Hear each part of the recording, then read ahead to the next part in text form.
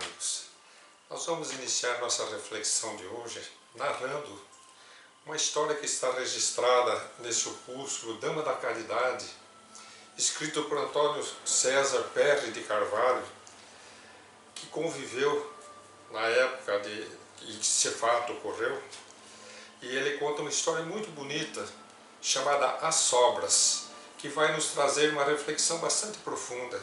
Dona Benedita Fernandes foi conhecida como a Dama da Caridade na região de Araçatuba, no estado de São Paulo, aquela época pioneira em que o espiritismo estava começando e mal existia a assistência social. Ela foi uma das pioneiras na assistência social, recolhendo crianças de rua, montando uma casinha na periferia, numa região fora da cidade, onde ela começou a acolher aquelas crianças abandonadas, que viviam soltas nas ruas, sem família, e começou a cuidar com o seu amor, com a sua dedicação, com o seu carinho.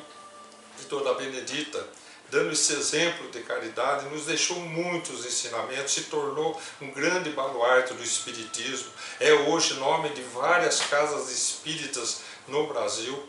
É uma pessoa muito importante para o movimento espírita brasileiro e, logicamente, para o movimento cristão internacional.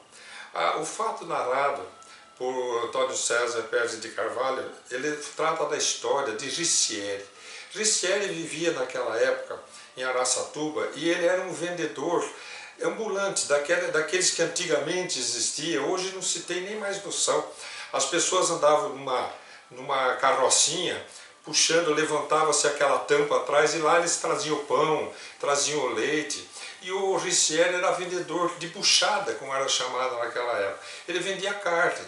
Então ele vendia bofe, bucho, dobradinha, né, como era conhecido. Ele vendia miúdos. Então ele saía pela cidade inteira naquela carrocinha, levando aquela carne, vendendo, que era o seu ganha-pão. E conta a Antônio César que quando determinada tarde, ele estava no final do dia terminando o seu expediente, ele chegou lá na periferia da cidade e ele observou aquelas crianças brincando, era 2, 3 da tarde, não era no final da tarde. Ele olhou aquelas crianças brincando, ele parou a sua carrocinha, desceu, não tinha nada lá, uma casinha quase que abandonada lá no meio. Ele desceu, começou a dialogar com aquelas crianças e descobriu que elas estavam sem se alimentar. Estavam sem almoço até aquela hora, 2, 3 horas da tarde. E aí perguntou quem que cuidava deles. E eles falaram, a nossa mãe Benedita. Nossa mãe Benedita. Então daí eles foram, pediu que chamasse ela, ficou conhecendo. Então, aí quando a conheceu, descobriu que ela estava fazendo esse grande trabalho de caridade. Que ela estava recolhendo crianças de rua e não era sempre que ela conseguia alimento para aquelas crianças, mas ele não teve dúvida. E imediatamente ele abriu essa carrocinha, pegou tudo que tinha restado, distribuiu ali para a Dona Benedita distribuir para aquelas crianças almoçaram, ficaram com comida para outro dia. E a partir daquele dia começou a acontecer um fato muito curioso. Ricieri, na sua consciência cristã, ele caminhava fazendo sua venda diária e sempre pensando, tomara que sobre para as crianças da Dona Benedita. E ele ficava com aquele pensamento. E quando ele percebia que estava terminando aqueles alimentos que ele vendia, ele não tinha dúvida. Ele parava de vender, ia até aquela periferia, até a casinha onde Dona Benedita tinha aquela instituição de abrigar aquelas crianças, levava aquelas crianças, batia palma, chamava Dona Benedita, olha aqui as sobras, Dona Benedita.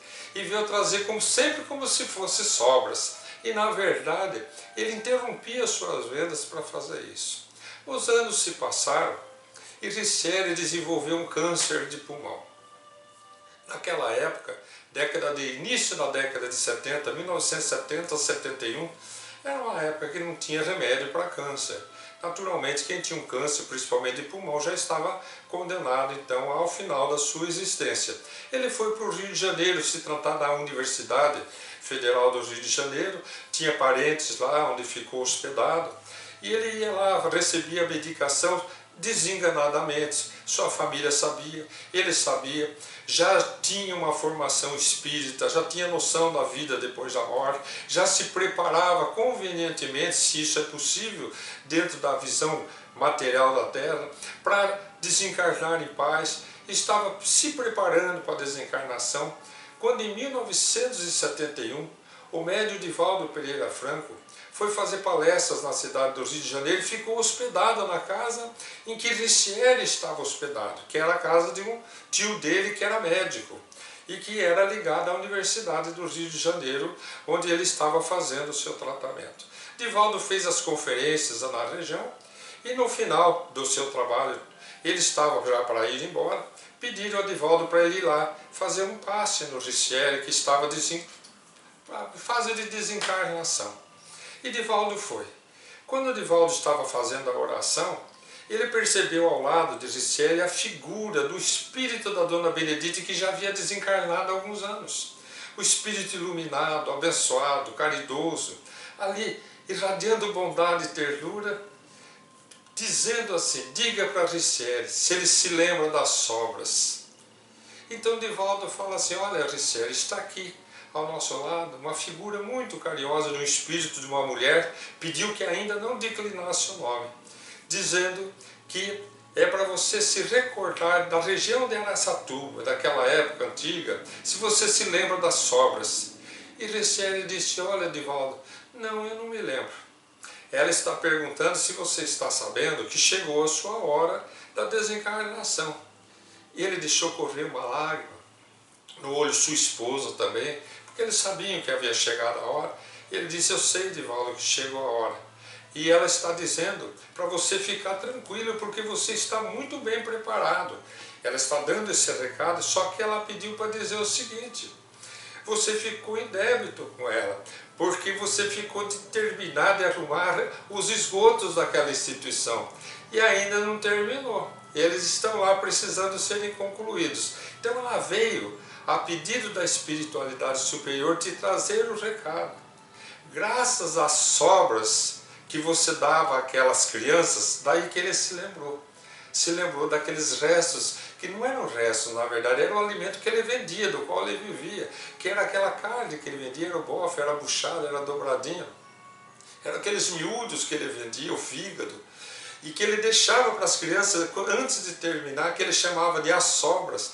Ela diz Divaldo para Ricieri: Ricieri, Dona Benedita está pedindo para que você se lembre, e que, dizendo também que ela sabia que você não vendia tudo para deixar para as crianças, sempre você deixava sobras para as crianças, e que ela veio, em nome da espiritualidade superior, lhe dizer que vai lhe sobrar agora algum tempo de vida. Você não vai desencarnar agora. Você vai ter tempo suficiente para voltar a Araçatuba, terminar a sua promessa. Depois sim, você desencarnará. Ele recebe aquela notícia com espanto, porque ele está com câncer em fase final de pulmão, numa época que não tem tratamento. E para a surpresa de todos, a partir daquele dia, Ricieri começou a melhorar, sem que ninguém explicasse porquê. O hospital do Rio de Janeiro deu-lhe alta temporária em observação, porque ele não tinha mais a doença para eles tratarem. Ele voltou para casa, voltou a procurar a instituição da Dona Benedita, o lar das crianças, terminou aquele esgoto, fez tudo o que precisava, e um dia sentiu aquele aperto no peito e partiu subitamente por um infarto agudo do miocárdio para o mundo espiritual. Então, graças, segundo a história de Antônio César Pérez de Oliveira, Pérez de Carvalho, graças às sobras que ele sempre caridosamente deixava para a Dona Benedita, ele recebeu o benefício das sobras de mais um tempo de vida aqui na Terra. Uma moratória aqui na Terra. Para nós fica esse grande exemplo. A lei do amor, a lei da caridade, a lei da causa e de efeito. Como é gostoso ouvir essas histórias. Eu já havia contado essa história aqui num outro episódio, estou recordando essa história aqui agora, só para que a gente lembre como é importante, dentro da lei da causa e de efeito, o amor ao nosso semelhante, como tudo que a gente faz volta para nós, mas que a gente não deve fazer pensando nisso, mas sempre pensando no próximo, como fez Richelle, sem segundas intenções, sempre pensando, tomara que sobre hoje para aquelas crianças. E se não sobrava, ele fazia com que sobrasse. Um grande abraço a todos.